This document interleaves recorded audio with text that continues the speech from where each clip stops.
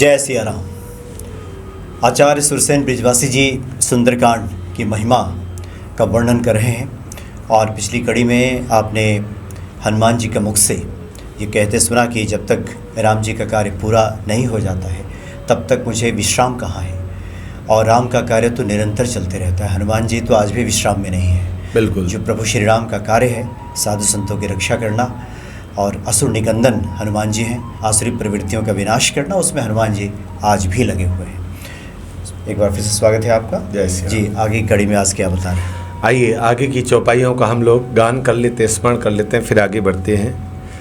जात पवन सुत देवन देखा, जाने कहूँ बल बुद्धि विशेषा, सुरसा नाम अहिन के माता, पठ इन आए कहीते ही बाता, आज सुरन मोहि दीन आहारा, सुनत वचन कह पवन कुमारा, राम काजु करे फिरे में आवो,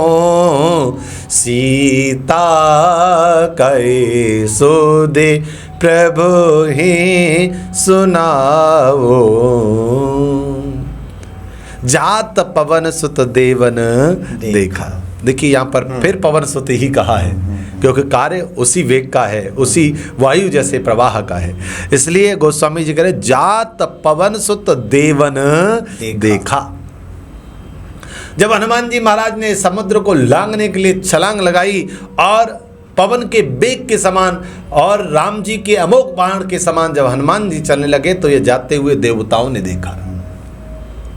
तो देवताओं ने जैसे ही देखा तो मन में विचार आया कि हम जैसे बुद्धिशाली देवता जिसके यहाँ बंधन में बंधे हुए हैं, क्या ये जाने वाले दूत राम दूत उस बंधन से मुक्ति दिला पाएंगे? क्या ये रावण को मारने में सक्षम है या उसको भय दिखाने में भी सक्षम है या खुद ही भयभीत हो जाएंगे? तो जाने कहूँ बल बुद्धि विशेषा। तो देवता विचार कर रहे हैं कि भैया हमें उनकी बल का बुद्धि का परीक्षण करना चाहिए, है उनको जानना चाहिए कि उनकी बुद्धि में उनके बल में कितनी गहराई है। क्योंकि लंका राक्षसों की नगरी है और साधारण राक्षस वहां निवास नहीं करते हैं। वहां इंद्रजित जैसे योद्धा, रावण जैसे विद्वान निवास करते हैं जो विद्वता में भी प्रबल है और बाहुबल में भी प्रबल है। ऐसे राक्षस के यहाँ जाना कोई साधारण बात नहीं है। और साधारण व्यक्ति मान लो समुद्र लांघ करके चला भी गया, अगर उसका कोई प्रभाव नहीं रहा तो यह और देवताओं के लिए नकारात्मक होगा। ऐसी स्थिति में क्या करना चाहिए? तो उन्होंने कहा कि भैया जो जा रहा है ना उसका पहले बुद्धि कौशल की परीक्षा कर ली जाए। वह बुद्धि में निपुण है कि नहीं, ज्ञान में निपुण है कि नहीं, बल में निपुण है कि नहीं। तो क्या करना चाहिए?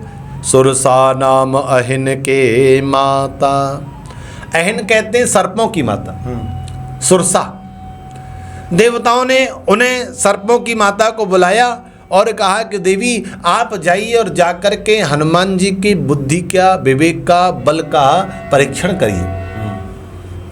पठैन आय कही तेहि बाता। और ये सब समझा करके, ये सब बात कह करके उस सुरसा को, उन सर्पों की माता को हनुमान जी के सन्मुख देवताओं ने भेज दिया। और जैसे ही सुरसा जाने के लिए तैयार हुई, आज सुरन मोय दीन आहारा, सुनत बचन कह पवन कुमारा। जैसे ही सुरसा सन्मुख आई और देखा हनुमान जी महाराज को, देखते ही कहने लगी आहा आज सुरन मोय दीन आहारा। आज देखो देवताओं ने मेरे ऊपर कितनी बड़ी कृपा की है, आज मुझे यहाँ पर बैठे बैठे ही भोजन मिल गया है।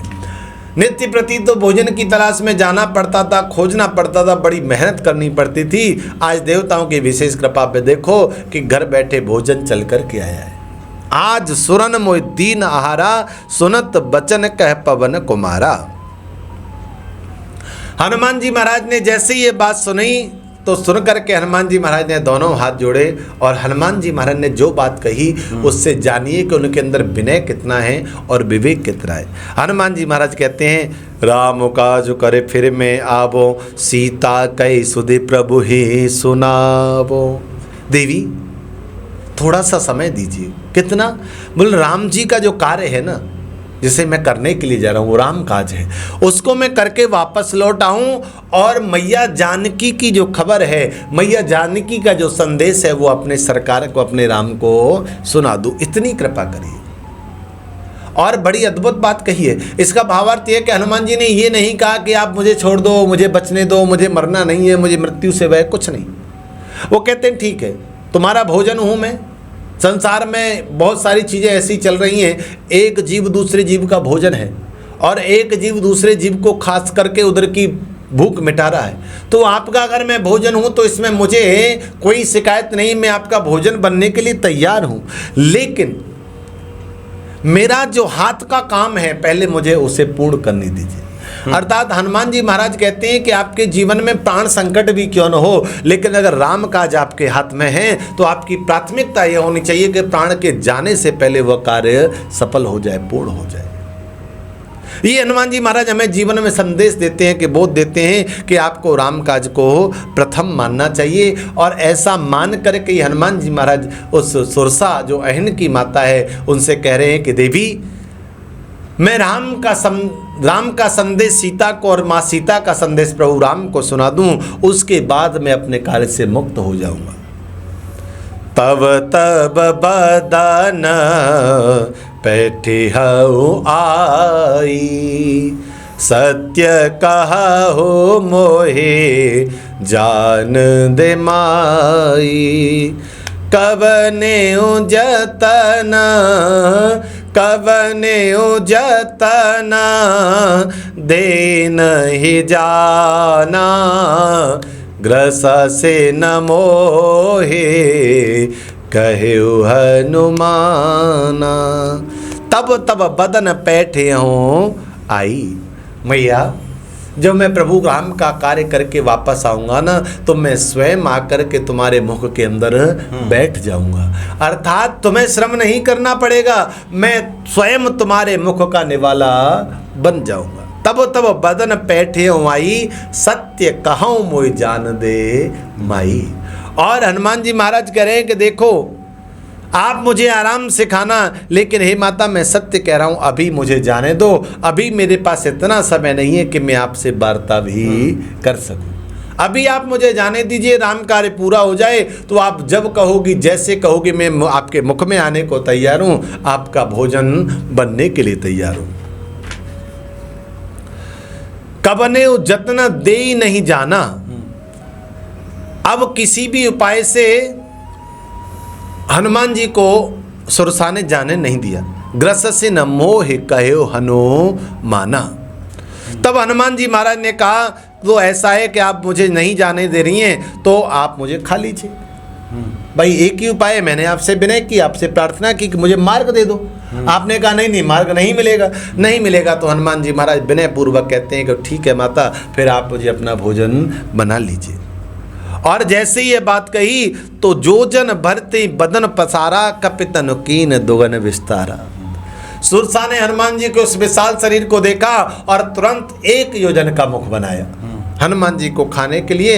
हनुमान जी ने कहा ठीक है आप खाइए। हनुमान जी मुख 1 योजन का हुआ, हनुमान जी 2 योजन के हो गए। अब 2 योजन के हो गए तो सुरसा खाए कैसे?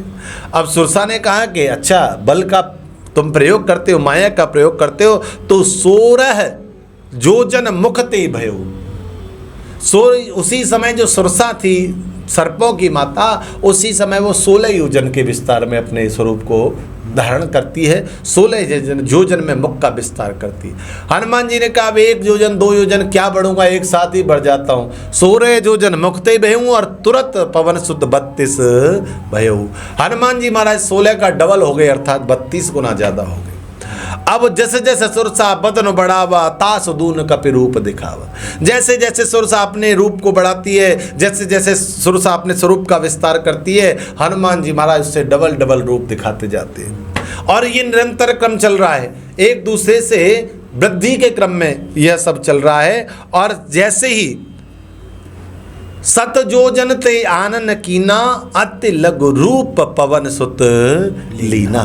जैसे ही सुरसा ने 100 योजन का विस्तार किया, हनुमान जी को समझ आ गया कि अब विस्तार करने का कोई फायदा नहीं है, और तुरंत हनुमान जी महाराज छोटे हो गए। ध्यान देना, इस बात से हनुमान जी सिद्ध करते हैं कि राम के कार्य को करने के लिए आपको अपने तन को बढ़ाना हो, अपनी बुद्धि को बढ़ाना हो, आपको विवेक को बढ़ाना हो तो खूब विस्तार करिए। सामने वाला जितना विस्तार कर रहा है आप उससे 2 गुना तक विस्तार करिए, तो उसमें कोई अतिशयोक्ति नहीं है या उसमें आपके प्रति किसी का कोई दुर्भाव नहीं जागेगा, क्योंकि आप राम काज के लिए निकले हैं और उसके लिए आप जो कर रहे हैं वो सब ठीक है। तो हनुमान जी महाराज ने वो सब किया, सुरसा से हमेशा अपने आप को आगे रखा। लेकिन हनुमान जी ने देखा कि अब 100 योजन का विस्तार हो गया है, क्योंकि माया का जो प्रभाव होता है ना वो 100 योजन मात्र का ही होता है। 100 योजन के बाहर माया नहीं होती। माया का जो प्रदेश है, माया का जो स्थान है वह 100 योजन है जीवात्मा से। तो इसलिए आपने सुना होगा कि 100 योजन की बहुत बार चर्चा होती है। अगर आप इसी रामचरितमानस में विश्व मोहिनी के संवाद को देखेंगे तो उस समय भी वर्णन आता है कि 100 योजन के विस्तार में नगर का निर्माण हुआ। तो 100 योजन का भावार्थ वास्तविकता में यही है कि जो माया है उस माया का प्रवाह 100 योजन का होता है, और 100 योजन के परे माया नहीं होती, वहाँ राम होते हैं, स्वयं परमात्मा होता है। इसलिए हनुमान जी ने देखा कि माया का अधिकतम स्वरूप प्राप्त हो गया है, अब इससे बढ़कर के माया नहीं हो सकती। तो तुरंत पवन सोई हनुमान जी महाराज उसी समय अतलग रूप पवन सुत लीना, बहुत छोटे बन गए। अब हमारे साथ समस्या क्या आती है कि जीवन में समय पाकर के धीरे धीरे बड़े तो हम हो जाते हैं, लेकिन बड़े से जब छोटे होने की स्थिति बनती है तो हमसे कभी छोटा नहीं बना जाता है। हनुमान जी महाराज हमें यह बोध देते हैं कि अगर कार्य पराक्रम दिखाने से होगा, अगर प्रभु कार्य की सिद्धि आपके बल को दिखाने से होगी तो बिल्कुल दिखाइए, लेकिन जब आपको लग जाए कि तन का बल, धन का बल यहाँ काम नहीं करेगा तो प्यारे उस समय आपको छोटा बनने में भी कोई समस्या नहीं होनी चाहिए। समस्या सबसे बड़ी है कि हम बड़े तो बन जाते हैं, लेकिन जब आवश्यकता तो पड़ती है तो हम छोटे नहीं बन पाते। बड़ा बनना बहुत आसान है, लेकिन बड़ा बनकर के छोटा बनना कई गुना कठिन है, क्योंकि हमारा स्वभाव, हमारी प्रवृत्ति, हमारी मनस्थिति ऐसी हो जाती है कि हम बढ़ते क्रम को तो स्वीकार करते हैं, लेकिन नीचे आने को हम कभी स्वीकार नहीं करते। हमें उसमें अपनी तौहीनी नज़र आती है, हमें उसके अंदर अपना आत्मबल गिरता हुआ नज़र आता है, हमें उसके अंदर ऐसा लगता है कि हम तो बहुत छोटे हो गए, निम्न हो गए। जबकि अगर वास्तविक से अंतर्दृष्टि से देखा जाए तो आपके शरीर का बढ़ना या आपके धन का बढ़ना या आपके यश का बढ़ना, इसका संबंध आपके आत्मा से कुछ भी नहीं है।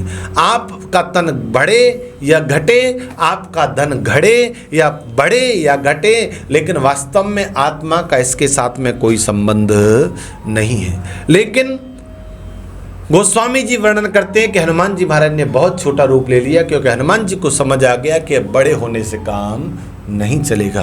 कई बार जहाँ सुई की आवश्यकता होती है वहाँ हम तलवार का प्रयोग करते हैं, लेकिन वास्तविकता यह है वह कार्य सुई के माध्यम से ही संपन्न होगा। तो पहली बात यह है कि श्री हनुमान जी महाराज ने बहुत छोटा रूप ले लिया। इसका भावार्थ यह है कि उनके मन में अभिमान नहीं था। जहाँ अभिमान होता है वहाँ व्यक्ति कभी छोटा नहीं बन पाता। प्रारंभ में भले ही वह छोटी क्रियाएं करता हो, लेकिन जब बड़ा हो जाता है तो उसे वो छोटी क्रियाएं जिन्हें वह पहले छोटी समझता था, अब उन्हें करने में उसे परहेज होता है, तौहीनी होती है। तो श्री हनुमान जी महाराज को छोटे बने और छोटे बनने में उन्हें कोई भी दुख नहीं हुआ। और छोटे बन करके क्या किया? बदन पैठे पुन बाहिर आवा, मांगा विदा ताहि सिरुनावा। हनुमान जी महाराज जैसे छोटे योग बने तो 100 योजन विस्तार वाले को मुख के अंदर प्रवेश किया और जल्दी से एक प्रदक्षिणा करके, परिक्रमा करके मुख से निकल करके बाहर आ गए और हाथ जोड़ करके खड़े हो गए। बदन पैठ पुनः बाहर आया, मुख के अंदर प्रवेश करके और पुनः वापस आ गए। जब तक सुरसा अपने मुख को बंद कर पाती, उससे पहले हनुमान जी महाराज बाहर निकल कर गए। इतनी तीव्रता, इतना वेग है। इसका भावार्थ ये क्या है? इसका भावार्थ यह है कि जीवन में जब आपको लगता है कि सामने वाला अतिशय बलशाली और अपने कार्य को निकालता है, तो आपके कार्य में इतनी प्रबलता होनी चाहिए, इतना वेग होना चाहिए कि सामने वाले को समझ भी ना आए कि आप करना क्या चाह रहे थे। ये हनुमान जी महाराज हमें सिखाते हैं। मांगा बिदा ताहे सिरनावा। जैसे ही हनुमान जी बाहर निकल करके आए, प्रणाम किया और कहा, माते मुझे आज्ञा दीजिए, मैंने अपना कार्य पूरा कर दिया है। तो सुरसा ने कहा कि लेकिन आप मेरे भोजन तो बने नहीं, मुझे तो भोजन करना था। तो हनुमान जी ने कहा कि माते, मैं तो आपके मुख के अंदर प्रवेश करके गया था, आपकी स्वीकृति को प्राप्त करके गया था, लेकिन आपने ही अपने मुख को बंद नहीं किया, अर्थात मुझे भोजन नहीं बना। मानो भाई हमारे सामने भोजन का पात्र रखा है, थाली रखी है, अगर हम उसे नहीं ग्रहण कर रहे हैं तो इसमें भोजन का क्या दोष? ये तो हमारा ही दोष है कि हम उसे स्वीकार नहीं कर रहे हैं।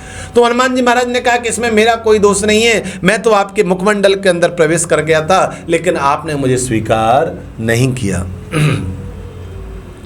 और जैसे ही हनुमान जी महाराज ने यह किया, कृत्य किया, हाथ जोड़ करके प्रार्थना की, मोहि सुरन जेहि लागे पठावा, बुद्धि बल मरम तोर में पावा। उसी समय सुरसा कहती है कि हे हनुमान जी महाराज, मुझे देवताओं ने भेजा था। और किस लिए भेजा था? बोले आपके परीक्षण के लिए भेजा था, और आज मैंने जितना सोचा था उससे कहीं गुना आपका बल, आपकी बुद्धि, आपके यश को मैंने पाया है। अर्थात सुरसा कह रही है कि भैया आपका जो बल है, आपकी जो बुद्धि है, उसके बराबरी जगत में कोई दूसरा नहीं कर सकता है। और जिस कार्य के लिए मुझे भेजा था देवता ने, वो सिद्ध हो गया। अर्थात अब मुझे विश्वास है कि आप निश्चय ही रावण को पराक्रम से परास्त करके आओगे, भय से व्याप्त करके आओगे, और मां जानकी की खोज लेकर के आओगे।